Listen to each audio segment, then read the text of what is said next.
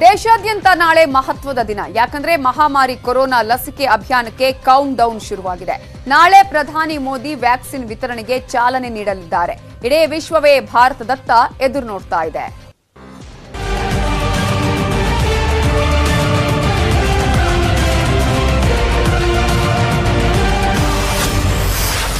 ಸಂಜೀವಿನಿ ವಿತರಣೆಗೆ count down. ನಾಳೆಯಿಂದ ಸಿಗಲಿದೆ ಕೊರೋನಾ ಲಸಿಕೆ.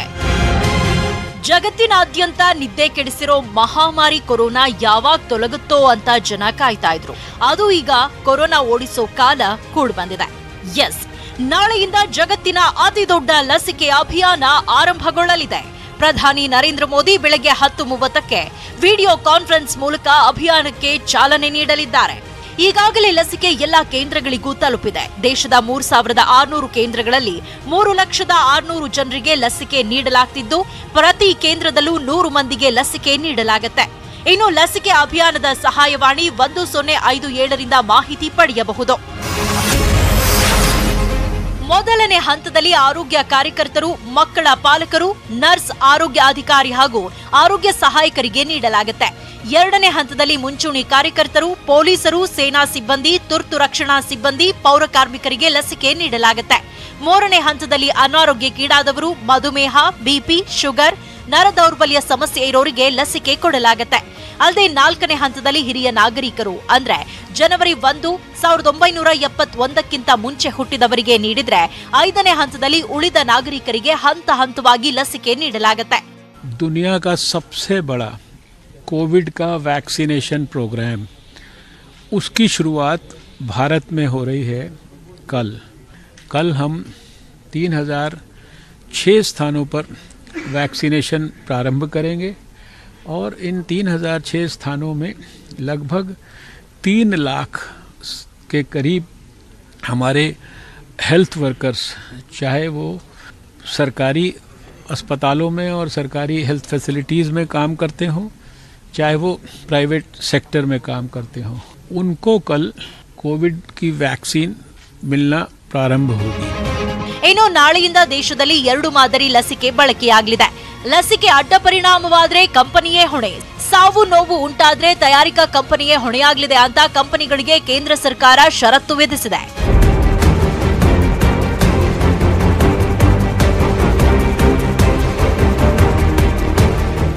ಒಟ್ನಲ್ಲಿ ಕೊರೋನಾ ಸಂಜೀವಿನಿ ವಿತರಣೆಗೆ ಕೌಂಟ್ ಡೌನ್ ಶುರುವಾಗಿದ್ದು, ಎಲ್ಲರ ಚಿತ್ತ ಭಾರತದತ್ತ ನೆಟ್ಟಿದೆ.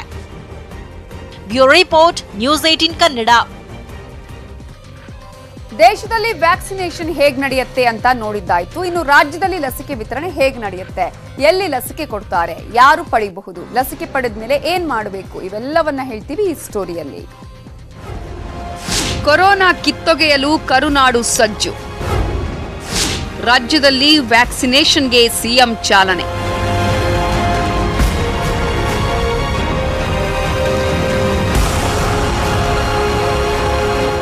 ಕೊರೋನಾ ಏಟಿಗೆ ನಲುಗಿದ್ದ ರಾಜ್ಯದ ಜನತೆ ನಾಳೆಯಿಂದ ನಿಟ್ಟುಸಿರು ಬಿಡಬಹುದು.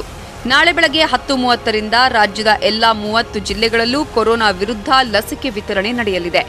ನಾಳೆ ಬೆಂಗಳೂರಿನಲ್ಲಿ ಸಿಎಂ ಯಡಿಯೂರಪ್ಪ ಮೆಡಿಕಲ್ ಕಾಲೇಜಿನಲ್ಲಿ ಲಸಿಕೆ ವಿತರಣೆಗೆ ಚಾಲನೆ ನೀಡಲಿದ್ದಾರೆ. ರಾಜ್ಯದ 243 ಕೇಂದ್ರಗಳಲ್ಲಿ ಲಸಿಕೆ ವಿತರಣೆ. ಬೆಂಗಳೂರಲ್ಲೇ 8 ವ್ಯಾಕ್ಸಿನೇಷನ್ ಕೇಂದ್ರ. ರಾಜ್ಯದ 243 ಆಸ್ಪತ್ರೆಗಳು ಕೊರೋನಾ ಲಸಿಕಾ ಕೇಂದ್ರಗಳಾಗಿದ್ದು, ಬೆಂಗಳೂರಲ್ಲೇ 8 ಪ್ರಮುಖ ಆಸ್ಪತ್ರೆ ಹಾಗೂ ಮೆಡಿಕಲ್ ಕಾಲೇಜಿನಲ್ಲಿ ವ್ಯಾಕ್ಸಿನೇಷನ್ ನಡೆಯಲಿದೆ. ರಾಜ್ಯದಲ್ಲಿ 5 ಪ್ರಾದೇಶಿಕ ಲಸಿಕಾ ಸಂಗ್ರಹಣಾ ಕೇಂದ್ರವಿದ್ದು, ಬೆಳಗಾವಿ ಹಾಗೂ ಬೆಂಗಳೂರಿನಲ್ಲಿ ಮುಖ್ಯ ಲಸಿಕಾ ಸಂಗ್ರಹಣಾಗಾರವಿದೆ. ಈಗಾಗಲೇ ಎಲ್ಲಾ ಲಸಿಕಾ ಕೇಂದ್ರಗಳಿಗೆ ಕೋವಿಶೀಲ್ಡ್ ಹಾಗೂ ಕೋವ್ಯಾಕ್ಸಿನ್ ಲಸಿಕೆ ತಲುಪಿದ್ದು, ಆಯಾ ಜಿಲ್ಲಾ ಪೊಲೀಸರು ಲಸಿಕಾ ಕೇಂದ್ರಗಳಿಗೆ ಬಿಗಿ ಬಂದೋಬಸ್ತ್ ಒದಗಿಸಿದ್ದಾರೆ. ಈ ಬಗ್ಗೆ ನ್ಯೂಸ್ 18 ಪ್ರತಿನಿಧಿಗಳು ಗ್ರೌಂಡ್ ರಿಪೋರ್ಟ್ ಕೊಟ್ಟಿದ್ದಾರೆ. ಹುಬ್ಬಳ್ಳಿಯ ಕಿಮ್ಸ್ ಆಸ್ಪತ್ರೆಯಲ್ಲಿ ನಾಳಿನ ವ್ಯಾಕ್ಸಿನೇಷನ್ ಪ್ರಕ್ರಿಯೆಗೆ ರಿಜಿಸ್ಟ್ರೇಷನ್ ಮಾಡಿಕೊಳ್ಳಲಾಗಿದೆ. ಈ ಒಂದು ವ್ಯಾಕ್ಸಿನೇಟರ್ ರೂಮ್ ಅನ್ನು ಇಲ್ಲಿ ಗಮನಿಸಬಹುದು. 3 ಬಾಕ್ಸ್ಗಳನ್ನು ಇಲ್ಲಿ ಮಾಡಿಕೊಳ್ಳಲಾಗಿದೆ. ಮೊದಲನೆಯದರಲ್ಲಿ ವೇಟಿಂಗ್ ರೂಮ್ ಅಂತ ಮಾಡಿಕೊಳ್ಳಲಾಗಿದೆ, ಬಂದವರನ್ನ ಇಲ್ಲಿ ಕೂಡಿಸಲಾಗ್ತದೆ. ಎರಡನೇ ಕೊಠಡಿಯಲ್ಲಿ ಚಿಕಿತ್ಸೆ ಅಥವಾ ಇಂಜೆಕ್ಷನ್ ಅನ್ನು ಕೊಡ್ತಾರೆ. ವ್ಯಾಕ್ಸಿನೇಷನ್ ಈ ಒಂದು ರೂಮ್ ನಲ್ಲಿ ಕೊಟ್ಟ ನಂತರ ಅವರಿಗೆ ಅಬ್ಸರ್ವೇಷನ್ ಮಾಡಲಿಕ್ಕೂ ಕೂಡ ತಯಾರಿಯನ್ನು ಮಾಡಿಕೊಳ್ಳಲಾಗಿದೆ. ದಕ್ಷಿಣ ಕನ್ನಡ ಜಿಲ್ಲೆಯಲ್ಲೂ ಎಲ್ಲಾ ಸಿದ್ಧತೆಗಳು ಅಂತಿಮಗೊಂಡಿರುವಂತದ್ದು. ಜಿಲ್ಲೆಗೆ ಬಂದಿರುವಂತದ್ದು ಕೇವಲ 24,500 ಕೋವಿಡ್ ಕೋವ್ಯಾಕ್ಸಿನ್ ಲಸಿಕೆಗಳು ಮಾತ್ರ. ಇದನ್ನ ನಾಳೆ ಬೆಳಗ್ಗೆ ಜಿಲ್ಲೆಯ ವಿವಿಧ ಕೇಂದ್ರಗಳಿಗೆ ಸುಮಾರು 650 ಕೇಂದ್ರಗಳಲ್ಲಿ ನಾಳೆ ಹಂಚಿಕೆ ಆಗುತ್ತೆ ಮತ್ತು ಜನರಿಗೆ ಕೋವಿಡ್ ಕೋವ್ಯಾಕ್ಸಿನ್ ಅನ್ನು ಕೊಡುವಂತಹ ನಿಟ್ಟಿನಲ್ಲಿ ಎಲ್ಲ ಪ್ರಕ್ರಿಯೆಗಳು ಕೂಡ ಆಗುತ್ತೆ. ಕೊರೋನಾ ಹಾಟ್ಸ್ಪಾಟ್ ಕಲಬುರಗಿ ಜಿಲ್ಲೆಯಲ್ಲಿ ಕೋವಿಡ್ ವ್ಯಾಕ್ಸಿನ್ ಹಾಕಲಿಕ್ಕೆ ಸಕಲ ಸಿದ್ಧತೆಗಳನ್ನು ಕೈಗೊಳ್ಳಲಾಗಿದೆ.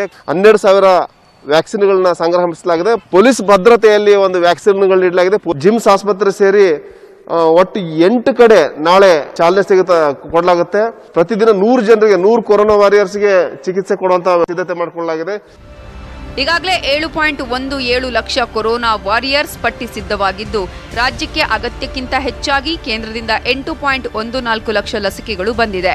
ನಾಳೆ ಯಾರ್ಯಾರಿಗೆ ಲಸಿಕೆ ಕೊಡ್ತಾರೆ, ನಾಳೆಯ ವ್ಯಾಕ್ಸಿನೇಷನ್ ಹೇಗಿರುತ್ತೆ ಅಂತ ನೋಡೋದಾದ್ರೆ, ಯಾರ್ಯಾರಿಗೆ ಲಸಿಕೆ?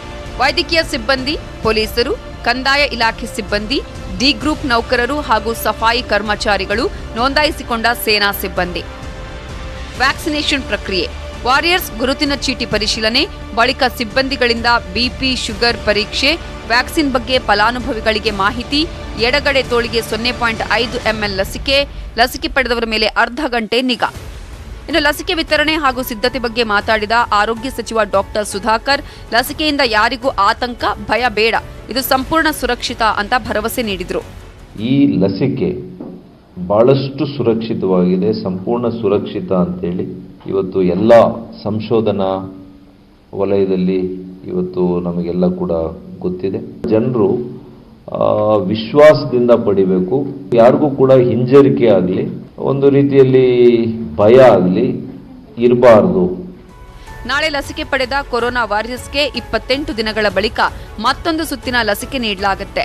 ಬಳಿಕ ಲಸಿಕೆ ಪಡೆದವರಲ್ಲಿ ಕೊರೋನಾ ವಿರುದ್ಧ ಹೋರಾಡುವ ರೋಗ ನಿರೋಧಕ ಶಕ್ತಿ ಹೆಚ್ಚಾಗಲಿದೆ. ಇಷ್ಟು ದಿನ ಕೊರೋನಾದಿಂದ ಕಂಗೆಟ್ಟಿದ್ದ ಕರುನಾಡು ನಾಳೆಯಿಂದ ಸೋಂಕಿನ ವಿರುದ್ಧ ಮೈಕೊಡವಿ ನಿಲ್ಲಲಿದೆ. Bureau report, news 18 Kannada. 10 ತಿಂಗಳ ಬಳಿಕ ಶಾಲಾ ಕಾಲೇಜುಗಳೇನೋ ಆರಂಭ ಆಗಿದೆ. ಆದರೆ ಖಾಸಗಿ ಶಾಲೆಗಳ ಶುಲ್ಕದ ಗೊಂದಲ ಮಾತ್ರ ಹಾಗೇ ಮುಂದುವರೆದಿದೆ. ಈ ಕುರಿತು ಇವತ್ತು ಶಿಕ್ಷಣ ಇಲಾಖೆ ಕರೆದ ಸಭೆಯಲ್ಲಿ ಪೋಷಕರು ಹಾಗೂ ಖಾಸಗಿ ಆಡಳಿತ ಮಂಡಳಿಗಳ ನಡುವೆ ವಾಗ್ವಾದವೇ ನಡೆಯಿತು. ಸಭೆ ಮುಗಿತಾ ಇದ್ದಂತೆ ಕೈ ಮಿಲಾಯಿಸುವಷ್ಟರ ನಡೆಗೆ ಜಗಳ ನಡೆದರೆ ಆಯುಕ್ತರಿಗೆ ಪೋಷಕರೊಬ್ಬರು ಕೈ ಮುಗಿದು ಕಣ್ಣೀರು ಹಾಕಿ ಫೀಸ್ ಕಡಿಮೆ ಮಾಡಿ ಅಂತ ಮನವಿ ಮಾಡಿದರು.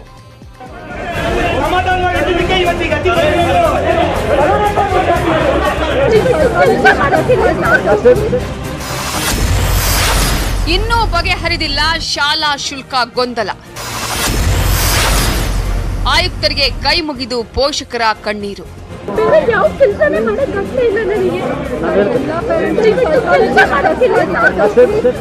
ಈ ಮಹಿಳೆಯೊಬ್ಬರ ಕಣ್ಣೀರನ್ನ ನೋಡಿ, ಇವರು ಮಾಡ್ತಿರೋ ಮನವಿಯನ್ನೂ ಕೇಳಿ. ಖಾಸಗಿ ಶಾಲೆಗಳ ಆಟಾಟೋಪದ ನಡುವೆ ಮಕ್ಕಳನ್ನ ಶಾಲೆಗೆ ಕಳುಹಿಸುವುದು ಹೇಗೆ ಅಂತ ಈ ತಾಯಿ ಕಣ್ಣೀರಿಟ್ಟು ಮನವಿ ಮಾಡ್ತಿದ್ದಾರೆ. ಇಂತಹ ಮನಕಲಕೋ ಸನ್ನಿವೇಶ ಎದುರಾಗಿದ್ದು ಬೆಂಗಳೂರಿನ ಸಾರ್ವಜನಿಕ ಶಿಕ್ಷಣ ಇಲಾಖೆ ಕಚೇರಿಯಲ್ಲಿ.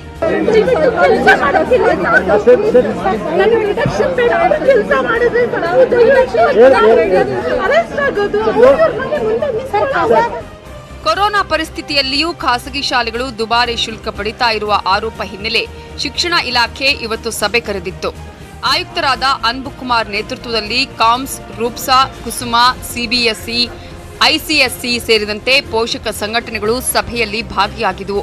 ಈ ವೇಳೆ ಆಯುಕ್ತರ ಎದುರಲ್ಲೇ ಪೋಷಕರು ಹಾಗೂ ಖಾಸಗಿ ಶಾಲಾಡಳಿತ ಮಂಡಳಿಯ ನಡುವೆ ದೊಡ್ಡ ಜಟಾಪಟಿಯೇ ನಡೆಯಿತು.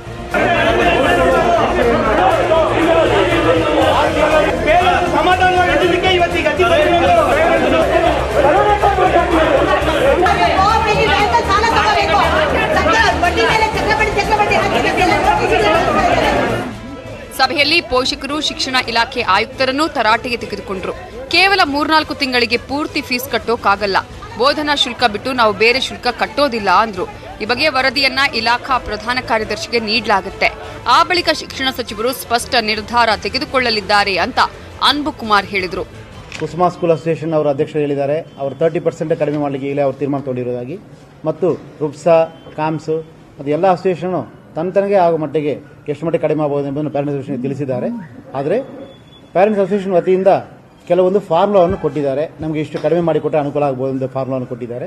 ಈ ಎಲ್ಲ ವಿಚಾರಗಳನ್ನು ನಾವು ಸರ್ಕಾರ ಮಟ್ಟಕ್ಕೆ ಕೊಟ್ಟು ಸರ್ಕಾರದ ಒಳ್ಳೆಯ ತೀರ್ಮಾನ ತಗೊಳ್ಳಲಿಕ್ಕೆ ಪ್ರಯತ್ನ ಮಾಡ್ತೀವಿ. ಇನ್ನು ವಿದ್ಯಾರ್ಥಿಗಳ ಆಧಾರದ ಮೇಲೆ ಫೀಸ್ ಕಡಿತಗೊಳಿಸಲಾಗುತ್ತೆ ಅಂತ ರೂಪ್ಸಾ ಹೇಳಿದ್ರೆ, 50% ಶುಲ್ಕ ಕಡಿತ ಮಾಡೋಕೆ ಸಾಧ್ಯವಿಲ್ಲ ಅಂತ ಕಾಮ್ಸ್ ಹೇಳಿದೆ. ಯಾವ್ಯಾವುದರಲ್ಲಿ ಕಡಿತ ಮಾಡ್ಬೋದು. ಟರ್ಮ್ ಫೀಸ್ ಅಂದರೆ ಫಂಕ್ಷನ್ನು, ಫೆಸ್ಟಿವಲ್ಲು, ಸ್ಪೋರ್ಟ್ಸು, ಇತರ ಯಾವುದೇ ನಡೆಯದೇ ಇರೋದ್ರಿಂದ ಅಂಥದ್ರಲ್ಲಿ ಹಣವನ್ನು ಅದರ ಹೆಡ್ಸಲ್ಲಿ ತೆಗೆದುಕೊಬಾರ್ದು ಅನ್ನತಕ್ಕಂಥದ್ದು, ಎಲ್ಲೆಲ್ಲಿ ಕಡಿತ ಮಾಡ್ಬೋದು ಅನ್ನತಕ್ಕಂಥ ಸಲಹೆಯನ್ನು ಕೊಟ್ಟಿದ್ದೇವೆ. ಈ ಎಲ್ಲವನ್ನ ಪರಿಗಣಿಸಿ ಶಿಕ್ಷಣ ಇಲಾಖೆ ಒಂದು ಸೂಕ್ತ ನಿರ್ಧಾರ ತೆಗೆದುಕೊಬೇಕು. ನಾವು ಹೇಳಿದ್ವಿ 15,000ವರೆಗೂ ಯಾರೆಲ್ಲ ಫೀಸಸ್ ಅನ್ನ ಕಲೆಕ್ಷನ್ ಮಾಡ್ಕೊಳ್ತಿದ್ವಿ, ಇವು ತೀರಾ ಸಂಕಷ್ಟದಲ್ಲಿರುವಂತಹ ಶಾಲೆಗಳು, ಅವರು 5% ಶುಲ್ಕವನ್ನು ವಿನಾಯಿತಿ ಕೊಡ್ತೀವಿ. 1 ಲಕ್ಷದಿಂದ 2 ಲಕ್ಷ ತನಕ ಫೀಸ್ ತಗೊಳ್ಳೋವರೆಗೂ ಸುಮಾರು 75% ಫೀಸ್ ವಿನಾಯಿತಿ ಕೊಡ್ತೀವಿ ಅಂತೇಳಿ ನಾವು ನಿರ್ಧಾರ ಮಾಡಿ ಆ ಮನವಿಯನ್ನ ಕೊಟ್ಟಿದ್ದೀವಿ. ಇದು ಬೋಧನಾ ಶುಲ್ಕ ಮಾತ್ರ. ಸೊ ನಾವು ಬೇರೆ ಯಾವುದೇ ಶುಲ್ಕವನ್ನು ಕೂಡ ಇದಕ್ಕೆ ಏರೋದಕ್ಕೆ ನಮ್ಮ ಮನಸ್ಸಾಕ್ಷಿ ಒಪ್ತಾ ಇಲ್ಲ. ಇಲ್ಲಿಯವರೆಗೆ ಶುಲ್ಕದ ವಿಚಾರವಾಗಿ ಮೌನವಾಗಿದ್ದ ಶಿಕ್ಷಣ ಇಲಾಖೆ ಇದೀಗ ಸಭೆ ಮಾಡಿ ಅಭಿಪ್ರಾಯ ಸಂಗ್ರಹಿಸಿದೆ. ಆದರೆ ಪೋಷಕರು ಮತ್ತು ಶಾಲಾ ಆಡಳಿತ ಮಂಡಳಿ ನಡುವೆ ಜಟಾಪಟಿ ನಡೆದಿದೆ. 50% ಫೀಸ್ ಕಮ್ಮಿ ಮಾಡಕ್ಕೆ ಆಗಲ್ಲ ಅಂತ ಶಾಲೆಗಳು ಹೇಳ್ತಿವೆ. ನೆರೆಯ ರಾಜ್ಯಗಳಂತೆ ಸರ್ಕಾರ ಶುಲ್ಕ ಕಡಿತಗೊಳಿಸುತ್ತೋ ಅಥವಾ ಮೌನಕ್ಕೆ ಶರಣಾಗುತ್ತೋ ಕಾದು ನೋಡಬೇಕಾಗಿದೆ. ಶರಣು ಹಂಪಿ, ನ್ಯೂಸ್ 18 ಕನ್ನಡ, ಬೆಂಗಳೂರು. ಇದು ಪೋಷಕರ ಕಣ್ಣೀರ ಕಥೆಯಾದ್ರೆ ಇನ್ನೊಂದು ನೋವಿನ ಸುದ್ದಿ ಕೂಡ ಇದೆ. ಅವರೆಲ್ಲ ಚೈಲ್ಡ್ಹುಡ್ ಫ್ರೆಂಡ್ಸ್. ವರ್ಷಗಳ ಬಳಿಕ ಒಟ್ಟಿಗೆ ಸೇರಿ ಸಂಕ್ರಾಂತಿಗೆ ಟ್ರಿಪ್ ಹೋಗೋ ಪ್ಲಾನ್ ಮಾಡಿದ್ರು. ಆ ಟ್ರಿಪ್ ಸುಂದರ ಗೆಳತಿಯರ ಪಾಲಿಗೆ ಕಡೆ ಟ್ರಿಪ್ ಆಗಿತ್ತು. ಧಾರವಾಡ ಇಟಗಟ್ಟಿ ಬಳಿಯ ಭೀಕರ ಅಪಘಾತ ನೋಡಿದ್ರೆ ಎಂಥವರಿಗೂ ಅಯ್ಯೋ ಅನ್ಸುತ್ತೆ. ಮೊದಲಿಗೆ ಈ ಒಂದು ಸುಂದರ ಫೋಟೋ ತೋರಿಸ್ತೀವಿ ನೋಡಿ. ಎಜುಕೇಶನ್ ಮುಗಿದ್ಮೇಲೆ ಒಬ್ಬೊಬ್ರು ಒಂದೊಂದು ದಿಕ್ಕಲ್ಲಿದ್ರು. ಅಪರೂಪಕ್ಕೊಮ್ಮೆ ಒಂದುಗೂಡಿ ಟೂರ್ ಹೋಗಲು ಪ್ಲಾನ್ ಮಾಡಿದ್ರು. ಸಂಕ್ರಾಂತಿ ಸಂಭ್ರಮಕ್ಕಾಗಿ ಗೋವಾಗೆ ಪ್ಲಾನ್ ಮಾಡಿದ್ರು. ಟಿಟಿ ಹತ್ತಿದ್ರು. ಒಂದ್ ಸೆಲ್ಫಿನೂ ಮಾಡ್ಕೊಂಡ್ರು. ಡಾಕ್ಟರ್, ಟೀಚರ್, ಲಾಯರ್, ಗೃಹಿಣಿಯರಾಗಿದ್ದವರ ಸಂಭ್ರಮ ಅಲ್ಲಿತ್ತು.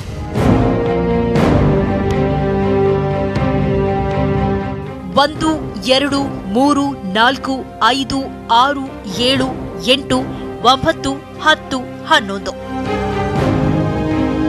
ಆ ಸೆಲ್ಫಿನೇ ಲಾಸ್ಟ್ ಖುಷಿ ಗಳಿಗೆ ಆಗೋಯ್ತು ಇವರಿಗೆ.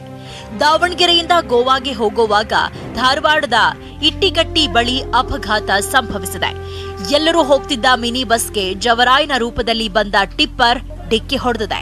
ಪರಿಣಾಮ ಮಿನಿ ಬಸ್ನಲ್ಲಿದ್ದ 9 ಗೆಳತಿಯರು ಸಾವನ್ನಪ್ಪಿದ್ದಾರೆ.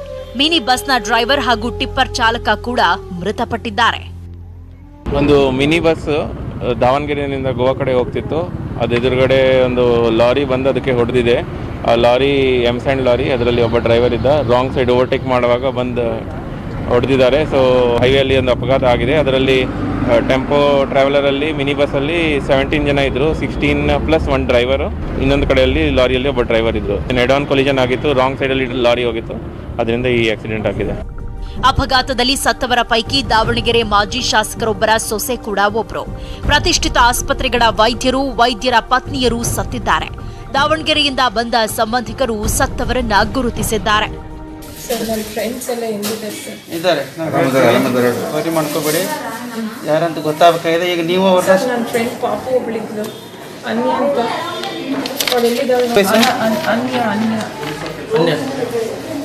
ಯಾರ ಮಗಳು? ರಜಿನಿ ಅನ್ನೋರ ಮಗಳು. ವಯಸ್ಸೆಷ್ಟು? 13. ಡಾಕ್ಟರ್ ಪ್ರೀತಿ ರವಿಕುಮಾರ್ ಅಂತ ಹೇಳ್ಬಿಟ್ಟು ನಮ್ಮ ಅಣ್ಣನವರ ಶ್ರೀಮತಿಯವರು, ನಮ್ಮ ಅತ್ತಿಗೆಮ್ಮವರು, ಅವ್ರ ಸ್ನೇಹಿತರು ಅಂದರೆ ಡಾಕ್ಟ್ರುಗಳು ಪತ್ನಿಯರೆಲ್ಲರೂ ಒಂದು ಅಸೋಸಿಯೇಷನ್ ಮಾಡ್ಕೊಂಡಿದ್ರು.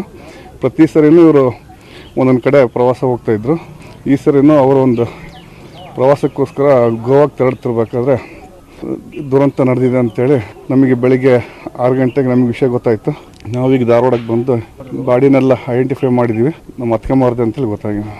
ಹತ್ತಿದ ಮೇಲೆ ಉರಿತು, ಕೆಟ್ಟ ಮೇಲೆ ಬುದ್ಧಿ ಬಂತು ಅನ್ನೋ ಹಾಗೆ ಅಪಘಾತದ ಬಳಿಕ ಕೇಂದ್ರ ಸಚಿವ ಪ್ರಹ್ಲಾದ್ ಜೋಶಿ ಈಗ ಎಚ್ಚೆತ್ತುಕೊಂಡವ್ರೆ. ಬೈಪಾಸ್ ರಸ್ತೆ ಅಗಲೀಕರಣಕ್ಕೆ ಹಲವು ಸಮಸ್ಯೆಗಳಿದ್ವು. ಈಗ ರಸ್ತೆ ಅಗಲೀಕರಣ ಮಾಡ್ತೀವಿ ಅಂದ್ರು. ಅದರ ಜೊತೆಗೆ ಅಪಘಾತಕ್ಕೆ ಸಿಎಂ ಬಿಎಸ್ವೈ ಕೂಡ ತೀವ್ರ ಆಘಾತ ವ್ಯಕ್ತಪಡಿಸಿದ್ರು. Bureau report, news 18 Kannada. Welcome back. BSY ಸರ್ಕಾರದಲ್ಲೀಗ ಸಿಡಿಯದ್ದೇ ಸದ್ದು. ಎಲ್ಲಿ ನೋಡಿದ್ರು, ಎಲ್ಲಿ ಕೇಳಿದ್ರು ಸಿಡಿಯದ್ದೇ ಮಾತು. ಬೆಂಗಳೂರಿಂದ ದಿಲ್ಲಿವರೆಗೂ ಸಿಡಿಯದ್ದೇ ಸಿಡಿಮಿಡಿ. ಸಂಪುಟ ವಿಸ್ತರಣೆಯಾದರೂ ಸಿಎಂಗೆ ಈ ಸಿಡಿ ತಲೆಬಿಸಿ ಮಾತ್ರ ತಪ್ಪಿಲ್ಲ. ಸಂಪುಟ ವಿಸ್ತರಣೆಗಿಂತಲೂ ಹಾಟ್ ಆಗಿಬಿಟ್ಟಿದೆ ಈ ಸಿಡಿ. ಬಿಜೆಪಿಯಲ್ಲಿ ಸಿಡಿಯದ್ದೇ ಟೆನ್ಷನ್. ಸಂಪುಟ ವಿಸ್ತರಣೆ ಬೆನ್ನಲ್ಲೇ ಸಿಡಿ ಸಮರ ಶುರು.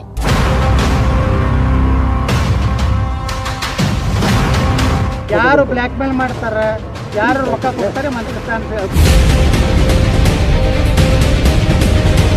ಟೋಟಲಿ ಬ್ಲ್ಯಾಕ್ ಮೇಲ್ ಏನೋ ಇದೆ ಬರುತ್ತೆ, ಯಾವತ್ತಾರು ಒಂದು ದಿವಸ ಈಚೆ ಬರುತ್ತೆ. ಆ ಒಂದು ಸಿಡಿ ಯಾರ್ಯಾರ ಹತ್ತಿರ ಇದೆ, ಆ ಸಿಡಿಯಲ್ಲಿ ಏನಿದೆ ಇದ್ಯಾವುದು ಗೊತ್ತಿಲ್ಲ. ಆದ್ರೆ ಯತ್ನಾಳ್ ಒಬ್ಬರು ಬಾಯ್ ಬಿಡುತ್ತಲೇ ಸಂಪುಟ ಸರ್ಕಸ್ ಅನ್ನೇ ಮೀರಿಸಿ ಬಿಟ್ಟಿದೆ ಈ ಸಿಡಿ ಪಾಲಿಟಿಕ್ಸ್. ಆ ಕಾರಣದ ಸಿಡಿಯಿಂದ ಪಕ್ಷಕ್ಕೆ ಮುಜುಗರ ಆಗಿದೆ. ಹೀಗಾಗಿ ಬೆಂಗಳೂರಿಗೆ ಲ್ಯಾಂಡ್ ಆಗಿರೋ BL ಸಂತೋಷ್ ಅತೃಪ್ತರ ಮನವೊಲಿಕೆ ಮಾಡುತ್ತಿದ್ದಾರೆ. ದಿಲ್ಲಿ ಅಂಗಳಕ್ಕೆ ಮೆಗಾ ಸಿಟಿ ಫೈಲ್, ಸೈನಿಕನ ವಿರುದ್ಧ ಸಿಡಿದೆದ್ದ ಹೊನ್ನಾಳಿ ಗೂಳಿ. ಸಂಪುಟ ವಿಸ್ತರಣೆ ದಿನದಿಂದಲೇ ಸಿಪಿ ಯೋಗೇಶ್ವರ್ ವಿರುದ್ಧ ಮಾತಾಡ್ತಿರೋ ಹೊನ್ನಾಳಿ ಶಾಸಕ ರೇಣುಕಾಚಾರ್ಯ ದೆಹಲಿಗೆ ಹೋಗಿ ದೂರು ಕೊಟ್ಟಿದ್ದಾರೆ. ದೆಹಲಿಯಲ್ಲಿ ಅರುಣ್ ಸಿಂಗ್ ಭೇಟಿ ಮಾಡಿ ಮೆಗಾ ಸಿಟಿ ಹಗರಣದ ಬಗ್ಗೆ ಯೋಗೇಶ್ವರ್ ವಿರುದ್ಧ ಹೈಕಮಾಂಡ್ಗೆ ದೂರು ನೀಡಿದ್ದಾರೆ. ನಮ್ಮ ಬಹಳ ಜನ ಶಾಸಕರಿಗೆ ನೋವಾಗಿದೆ, ನನಗಿಂತೂ ಹಿರಿಯರಾದ್ರೆ ಬಹಳ ಜನ ಶಾಸಕರನ್ನು ಕರೆ ಮಾಡಿದರೆ, ಮಾತಾಡಿದರೆ, ಹೋಟೆಲ್ಗೆ ಹೋಗಲ್ಲ, ರಿಸಾರ್ಟ್ಗೆ ಹೋಗಲ್ಲ, ಸಭೆ ಸೇರ್ತೀವಿ, ಚರ್ಚೆ ಮಾಡ್ತೀವಿ. ಯೋಗೇಶ್ವರನ ಮಂತ್ರಿ ಏಕೆ ಮಾಡಿದ್ರು? ಸೈನಿಕನ ಕುಟುಕಿದ ಹಳ್ಳಿ ಹಕ್ಕಿ. ಸಿಪಿ ಯೋಗೇಶ್ವರ್ ವಿರುದ್ಧ ಮತ್ತೋರ್ವ ಬಿಜೆಪಿ ನಾಯಕ ಎಚ್ ವಿಶ್ವನಾಥ್ ಕೂಡ ಕಿಡಿಕಾರಿದ್ದಾರೆ. ವಿಶ್ವನಾಥ್ ಕೂಡ ಸಿಡಿಯ ಸೂಕ್ಷ್ಮತೆ ಬಗ್ಗೆ ಬಿಜೆಪಿಗರನ್ನ ಎಚ್ಚರಿಸಿದರು. ಬ್ಲ್ಯಾಕ್ ಮೇಲ್ ಮಾಡಿ ಮಂತ್ರಿಗಿರಿ ತಗೊಂಡಿದ್ದಾರೆ, ಇದೆಲ್ಲ ಒಳ್ಳೆಯದು ಅಲ್ಲ. ಒಬ್ಬ ಮಂತ್ರಿ ಅಂತ ಅಂದ್ರೆ ಆ ಮಂತ್ರಿ ಆಗಿರೋನ್ ಮೇಲೆ 9731 ಕೇಸ್ ಇದ್ದಾವೆ, ಇಂಡಿವಿಜುವಲ್ ಕೇಸಸ್. ಹಾಗಾಗಿ ಯಡಿಯೂರಪ್ಪನವರ ನಾಯಕತ್ವ ನಾನು ಪ್ರಶ್ನೆ ಮಾಡ್ತಾ ಇದ್ದೀನಿ, ನಡವಳಿಕೆಗಳನ್ನು ಪ್ರಶ್ನೆ ಮಾಡ್ತೀನಿ. ಬಿಜೆಪಿ ನಾಯಕತ್ವದ ನಡವಳಿಕೆಗಳ ಬಗ್ಗೆ ಮಾತಾಡ್ತೀನಿ ಹೊರತು ನಾನು ಯಾವುದೇ ಪಾರ್ಟಿ ಬಗ್ಗೆ ಮಾತಾಡ್ಲಿಕ್ಕೆ ಹೋಗಲ್ಲ. ಸಿಡಿದು ನನಗಿಂತ ಹೆಚ್ಚಾಗಿ ಯತ್ನಾಳವ್ರಿಗೆ ಗೊತ್ತಿದೆ, ಅವ್ರನ್ನ ಕೇಳಿದ್ರೆ ಒಳ್ಳೇದು. ಸಿಡಿದಾಗಲೇ ತಾನೇ ಗೊತ್ತಾಗೋದು ಅದರೊಳಗೆ ಏನಿದೆ ಅಂತೇಳಿ. ಸಿಡಿ ಕೆಸರಲ್ಲಿ ಕಮಲ ಟೀಮ್, ಒಬ್ಬೊಬ್ಬರದ್ದು ಒಂದೊಂದು ತೇಪೆ. ಸಂಪುಟ ಸರ್ಕಸ್, ಸಿಡಿ ರೆಬೆಲ್ ಆಟ ನಡೆಯುತ್ತಿರುವಾಗಲೇ ಬಿಜೆಪಿ ನಾಯಕರು ಇದಕ್ಕೆಲ್ಲ ತೇಪೆ ಹಚ್ಚೋ ಕೆಲಸ ಮಾಡ್ತಿದ್ದಾರೆ. ಸಿಡಿ ಬಗ್ಗೆ ಬ್ಲ್ಯಾಕ್ ಮೇಲ್ ಮಾಡೋರು ಒಂದು ಯೋಚನೆ ಮಾಡಬೇಕು, ಸಿಡಿ ಕೈಯಲ್ಲಿದ್ಯಾ ಬಿಡುಗಡೆ ಮಾಡಿ. 100% ಸುಳ್ಳು, ಯಾವುದು ಪೆಂಡ್ರೈವ್ ಇಲ್ಲ, ಸಿಡಿನೂ ಇಲ್ಲ, ಅದು ಚರ್ಚೆ ನಾವೆಲ್ಲರೂ ಕೂಡ ಒಂದು ರೀತಿಯ ದಿನ ಒಬ್ರಿಗೊಬ್ರು ಮಾತುಗಳ ಮುಖಾಂತರ ಟೀಕೆ, ಮುಖ್ಯಮಂತ್ರಿ ಟೀಕೆ, ಮುಖ್ಯಮಂತ್ರಿ ಕುಟುಂಬಕ್ಕೆ ಟೀಕೆ, ಸಿಡಿ ಇದನ್ನೆಲ್ಲ ಕೇಳಿ ನಿಜಕ್ಕೂ ಬಿಜೆಪಿನ ಇದು ಅಂತ ಒಂದು ಅನುಮಾನ ಆಗ್ತಾ ಇದೆ. ಸಾಹೇಬ್ರೆ ನಿಮ್ ಕೈ ಮುಗಿತೀವಿ, ಈ ಇಂಥವ್ರನ್ನೆಲ್ಲ ತಗೋಬೇಡ್ರಿ, ನಿಮಗೆ ಮೂಲ ಆಗ್ತಾರ ಅಂತಕ್ಕಂಥ ಮಾತ ನಾನು ಯಡಿಯೂರಪ್ಪನವರಿಗೆ ಬಹಳ ಸ್ಪಷ್ಟವಾಗಿ ಹಿಂದೆ ಹೇಳಿದ್ದೆ. ಹೈಕಮಾಂಡ್ ವಿರುದ್ಧ ಮತ್ತೆ ಸಿಡಿದೆದ್ರ ಸಿಎಂ. ಏನೇ ಹೇಳಿದ್ರು ಹೈಕಮಾಂಡ್ನತ್ತ ಬೊಟ್ಟು. ಸಂಪುಟ ವಿಸ್ತರಣೆ ಬೆನ್ನಲ್ಲೇ ಇದೀಗ ಹೈಕಮಾಂಡ್ನತ್ತ ಎಲ್ಲದಕ್ಕೂ ಬೊಟ್ಟು ಮಾಡುತ್ತಿದ್ದಾರೆ ಯಡಿಯೂರಪ್ಪ. ಹೀಗಾಗಿ BSY ಡಮ್ಮಿ ಆದ್ರ ಅನ್ನೋ ಅನುಮಾನ ಮೂಡುತ್ತಿದೆ. ಯಾರು ಆರೋಪ ಮಾಡ್ತಾ ಇದ್ದಾರೆ ಅವ್ರಿಗೆ ನಾನು ವಿನಂತಿ ಮಾಡುವಂಥದ್ದು, ನೀವು ನಿಜವಾಗೂ ಏನಾದ್ರು ಆರೋಪ ಮಾಡೋದಿದ್ರೆ ಕೇಂದ್ರದ ನಾಯಕರ ಜೊತೆ ಹೋಗಿ ಮಾತನಾಡಿ ಏನು ನಿಮ್ಮ ಆರೋಪ ಇದೆ ಅದನ್ನು ತಿಳಿಸೋಕೆ ನಿಮ್ಮ ಯಾರೂ ಅಡ್ಡಿ ಮಾಡೋದಿಲ್ಲ. ಬಹಿರಂಗ ಹೇಳಿಕೆಗಳಿಂದ ಮುಜುಗರ ಆಗ್ತಿರೋ ಬೆನ್ನಲ್ಲೇ ಬ್ರೇಕ್ ಹಾಕಲು ರಾಜ್ಯಾಧ್ಯಕ್ಷರು ಮುಂದಾಗಿದ್ದಾರೆ. ನಾಳೆ ಬಿಜೆಪಿ ಕೋರ್ ಕಮಿಟಿ ಮೀಟಿಂಗ್ ಕರೆದಿದ್ದಾರೆ. ಡ್ಯಾಮೇಜ್ ಹೇಳಿಕೆ ಕೊಡೋರಿಗೆ ವಾರ್ನ್ ಮಾಡಲು ಈ ಸಭೆ ಕರೆಯಲಾಗಿದೆ. ಅಸಮಾಧಾನಗಳಿದ್ದರೆ ಪಾರ್ಟಿಯಲ್ಲಿ ಹೈಕಮಾಂಡ್ ಇದ್ರೆ ಅಲ್ಲಿ ಹೇಳಬೇಕು, ಮಾರ್ಗದಲ್ಲಿ ನಿಂತು ಮಾತನಾಡುವಂಥದ್ದು ಪಕ್ಷದಲ್ಲಿ ಆಶಿಸ್ತು. ಇದನ್ನ ಮೇಲೆ ಅವರು ಗಮನಿಸಿದ್ದಾರೆ, ನಾವು ಗಮನಿಸಿದ್ದಾರೆ. ಎಲ್ಲದಕ್ಕೂ ಡ್ಯಾಮೇಜ್ ಸ್ಟೇಟ್ಮೆಂಟ್ ಬೆನ್ನಲ್ಲೇ ಭದ್ರತೆ ವಾಪಸ್. ಯತ್ನಾಳ್ ವಿರುದ್ಧ BSY ಸೇಡಿನ ರಾಜಕಾರಣ. ಈ ಎಲ್ಲ ಬೆಳವಣಿಗೆಗಳ ನಡುವೆಯೇ ವಿಜಯಪುರ ಶಾಸಕ ಬಸನಗೌಡ ಪಾಟೀಲ್ಗೆ ನೀಡಲಾಗಿದ್ದ ಪೊಲೀಸ್ ಭದ್ರತೆಯನ್ನ ದಿಢೀರ್ ಹಿಂದಕ್ಕೆ ಪಡೆಯಲಾಗಿದೆ. ಈ ಬಗ್ಗೆ ಯತ್ನಾಳ್ ಖಾರವಾಗಿ BSYಗೆ ಪತ್ರ ಬರೆದಿದ್ದಾರೆ. ನಾನು ಪ್ರಖರ ಹಿಂದೂಪರ ಮತ್ತು ಜನಪರ ಹೋರಾಟಗಾರ. BSY ವಿರುದ್ಧ ಹೇಳಿಕೆ ನೀಡಿರುವ ಕಾರಣಕ್ಕೆ ಭದ್ರತೆ ವಾಪಸ್ ಪಡೆಯಲಾಗಿದೆ. ಸಿಎಂ ಎಂದಿನಂತೆ ದ್ವೇಷದ ರಾಜಕಾರಣ ಮಾಡಿದ್ದಾರೆ. ತಮ್ಮ ಹಳೆಯ ಚಾಳಿ, ವಿಕೃತ ಮನಸ್ಸನ್ನು ಇದು ಬಿಂಬಿಸುತ್ತದೆ. ಮುಂದಿನ ದಿನಗಳಲ್ಲಿ ನನಗೆ ಏನಾದರೂ ತೊಂದರೆಯಾದ್ರೆ, ಅನಾಹುತವಾದ್ರೆ ಆಡಳಿತ ನಡೆಸುತ್ತಿರುವವರು ತಾವೇ ಹೊಣೆ. Bureau report, news 18 Kannada. Welcome back. ಸಂಪುಟ ಸರ್ಕಸ್ ಸಿಡಿ ರಂಪಾಟ ಬೆನ್ನಲ್ಲೇ ಇದೀಗ ಮಿತ್ರ ಮಂಡಳಿಯಲ್ಲೂ ಬಿರುಕು ಮೂಡಿದೆ. ಬಾಂಬೆಯಲ್ಲಿದ್ದ ಮಿತ್ರ ಮಂಡಳಿಗಾಗಿ ಯೋಗೇಶ್ವರ್ ತಮ್ಮ ಮನೆ ಅಡವಿಟ್ಟು 9 ಕೋಟಿ ಸಾಲ ಮಾಡಿದ್ರಂತೆ. ರಾಜೀನಾಮೆ ಕೊಡುವಾಗ ಒಂದಾಗಿದ್ದವರು ಮಿನಿಸ್ಟರ್ಗಳಾಗೋ ಸಮಯದಲ್ಲಿ ಕಿತ್ತಾಡ್ತಿದ್ದಾರೆ. ಎಲ್ಲವನ್ನ ನೋಡ್ಕೊಂಡು ಮಜಾ ತಗೋತಿದ್ದಾವೆ ಪ್ರತಿಪಕ್ಷಗಳು.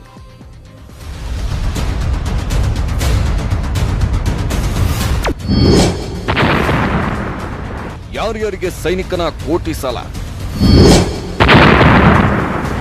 ಸಾಲಗಾರ ಸೈನಿಕನಿಗೆ ಹೊಸ ಸಮರ. ಬಿಜೆಪಿ ಸರ್ಕಾರ ರಚನೆ ವೇಳೆ ಯಾರ್ಯಾರಿಗೆ ಎಷ್ಟೆಷ್ಟು ದುಡ್ಡು ಹೋಯ್ತು ಅನ್ನೋದೇ ನಿಗೂಢ.